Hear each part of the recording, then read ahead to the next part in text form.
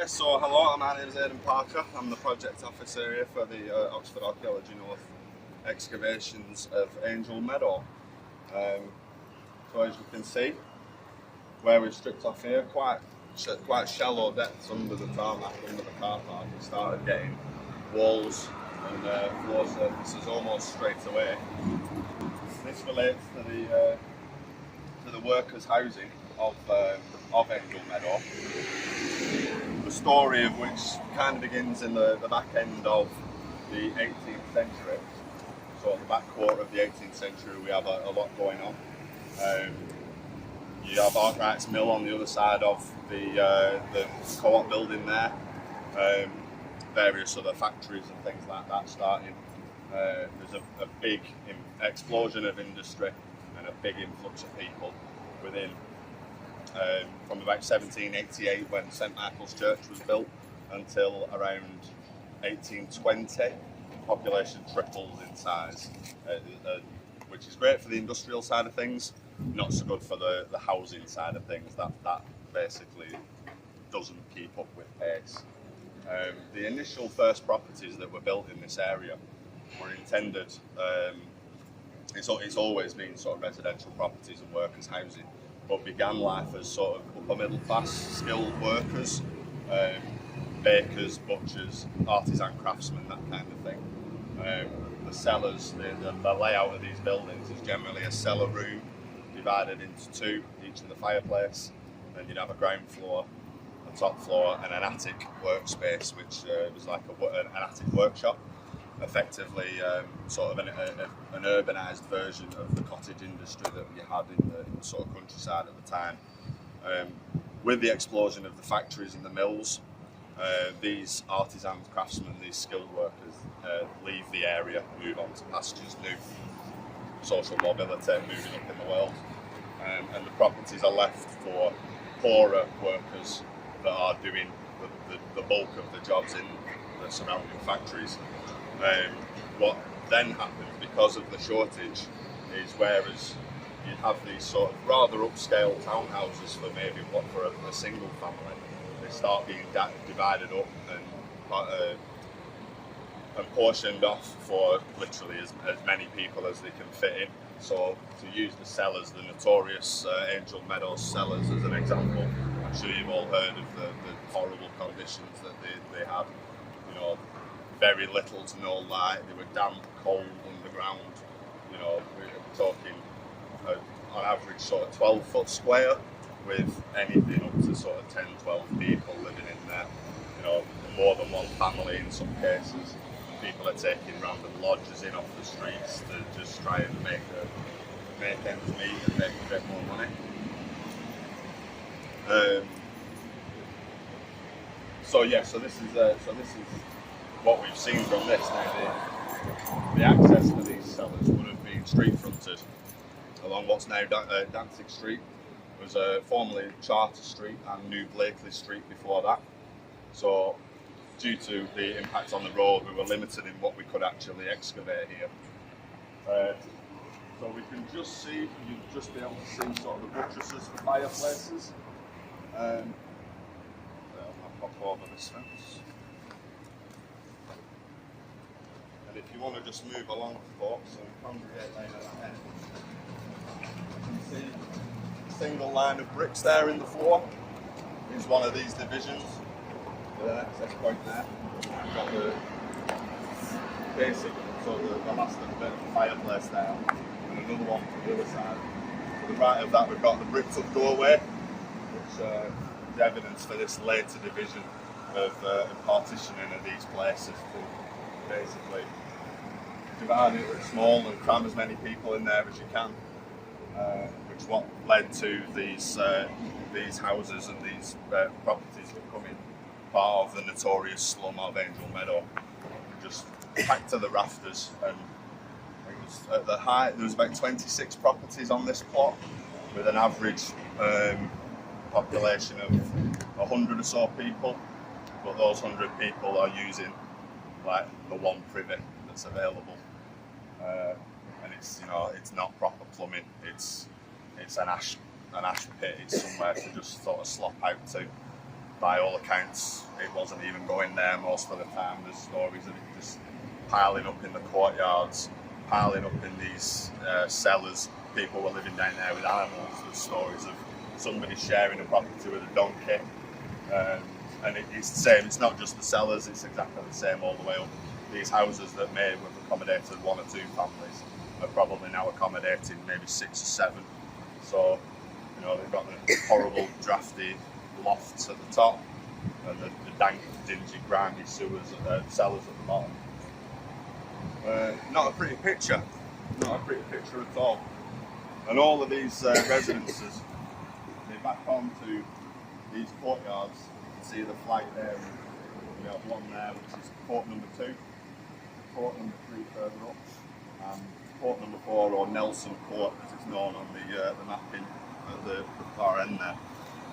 Underneath where you're standing in 2012, we did some further excavation, and we found that these cellars actually continued that way on both sides, with another courtyard coming in just from the top there. Quite a lot of the properties actually backed onto that court, but as I said, in terms of these examples, most of the access for them would have been on the street side, with the exception of one down at the bottom there that actually was back onto the courtyard on that side. So if we move around to this way, so we can see some evidence of how these dwellings were remodelled at various times over the course of the 19th century. There's various attempts at remodelling. This courtyard, for example, for the longest time sort of ran straight along there, and then sometime in the mid-1800s it diverts and joins courtyard number 3, then it reverts back to just being a straight run there. The T-shaped building is a later privy. When the social reformers came in, and they picked up on the conditions in Angel Meadow really early on, but it took decades for actually there to be any development in attempting to alleviate these conditions. Around 1850 suggests that it implemented that any new built property had to have some sort of sanitation facilities, and there was a push for existing properties to also get the same treatment. So we do have evidence for this on site with these later additions there. This will have been another one remodelled. This wall here, as far as we can tell, is an example of later remodelling, stone flags. Traces of the early foundation. And so it goes on. More and more people are living here. These additions to sanitation don't seem to make that big of a difference, really. It seems to be a lot of a case of too little, too late, judging by the records of the poverty, the crime, the cholera outbreaks, the rioting. Really was, as Engels described it, hell on earth. Think of the worst examples of sort of Dickensian London, Whitechapel. This was, twice as bad by all accounts. How can you distinguish between the different phases? We can distinguish down on the ground phases on the ground by looking at the brickwork, and in particular the mortar. This white lighter shaded mortar is the earlier material, and then in places sort of here you can see this darker stuff, which is later sort of later 19th century remodelling and rebuilding. So we can tell things like that. Similarly with the bricked up doorways, any sort of outstanding patch of different brickwork, things like that, we can apply. We can see that in the ground, and we can apply that to the mapping to try and build up a picture of how these properties have chopped and changed. One kind of supports the other. You can't always be sure the mapping's accurate, but you can rely on what's on the ground. So they sort of complement each other when it comes to deciphering and unravelling the story of how people lived and what the actual layout of these properties were. So if we move further down this way, we'll can see some of the evidence of this remodelling and some of the sanitation works as well that were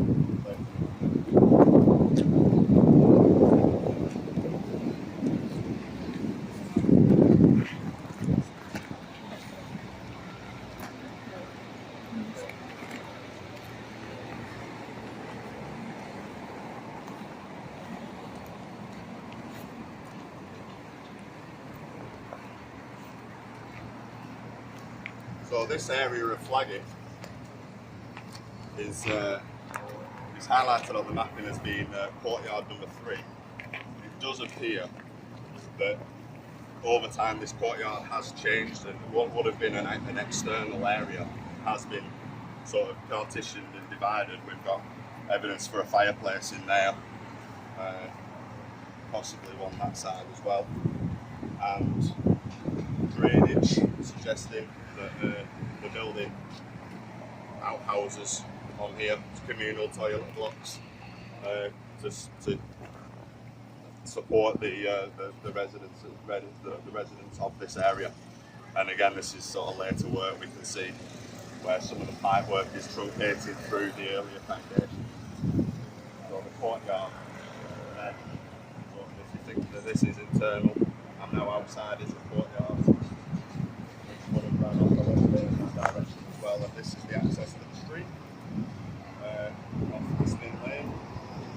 As everything is mapped as a covered ginnel into an open courtyard, but then, as we say, the amount of building around it and just the smog and the amount of rubbish and things like that anywhere, still, you know, it's not a nice patio you want to sit out on the summer day, put it that way.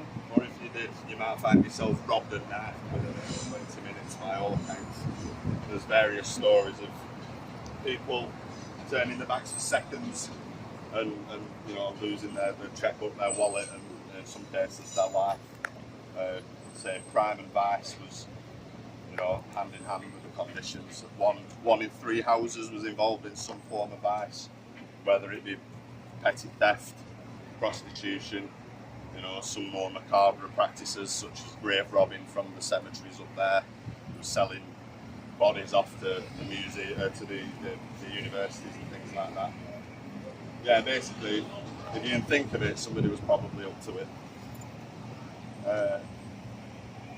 But as we move further down, it does change again.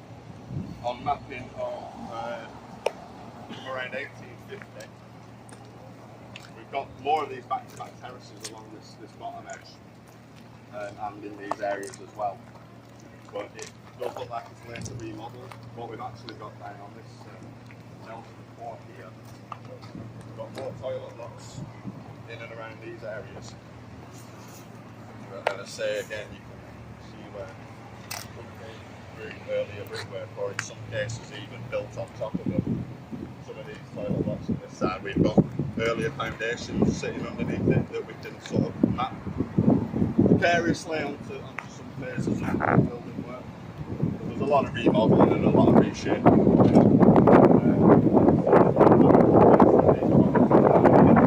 The same sort of back-to-back terraces, but it looks like we've got the addition of later outdoor toilet facilities, and it looks potentially, although we've only seen as much as we've excavated, but they've knocked through properties and added a little bit of an external yard. These are some of the latest properties on this area. And again, Nelson Court was sort of a roughly triangular shaped space, but it does look like they've pinched bits and pieces of it to put this new sanitation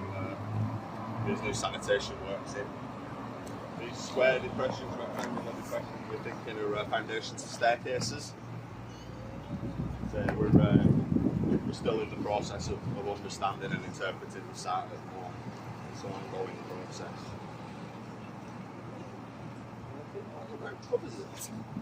Any questions for Aidan then? Is that down into the cellar? The properties at this bit don't appear to have been cellared at all. We can see on the mapping there's usually an indication. If you can see that those were all cellared with a little black access point. and these ones they weren't. There's no such indication on any of those. So it looks like the properties at this end, at least at this time that we're looking at now, weren't cellars. Possibilities that the earlier ones were, but where's done trenching to test for previous building beneath this. There seems to be intent. Sorry. What would happen if it flooded? You get wet. Yeah, damp and dingy, no drainage at all. The river gets up to I'm not too sure, to be perfectly honest with you. I know it was close. They were using it as a water source, which was one of the reasons why, cholera and such other nasties were so high. But I mean, in the event of any flooding, they wouldn't have had a chance really. There was no drainage to speak of, and even when they did put in this later drainage, put up or shut up, I think was the general sort of approach to it. These people were the poorest of the poor. They couldn't afford to craft sort of tent to a room.